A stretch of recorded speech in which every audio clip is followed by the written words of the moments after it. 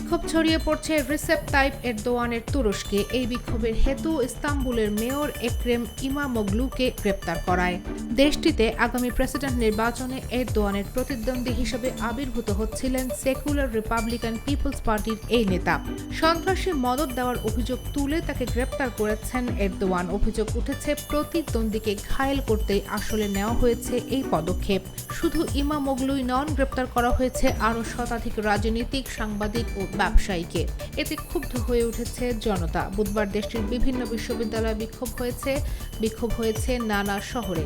সাম্প্রতিক সময়ে এমন বিক্ষোভ দেশটিতে আর দেখা যায়নি। বিক্ষোভকারীরা এরদোয়ানকে স্বৈরশাসক আখ্যায়িত করে স্লোগান তোলেন। ইস্তাম্বুলে বিক্ষোভকারীদের সঙ্গে পুলিশের সংঘর্ষও বাধে। সরকার ইস্তাম্বুলে সভা সমাবেশ নিষিদ্ধ করেছে, যদিও তা উপেক্ষা করেই চলছে বিক্ষোভ।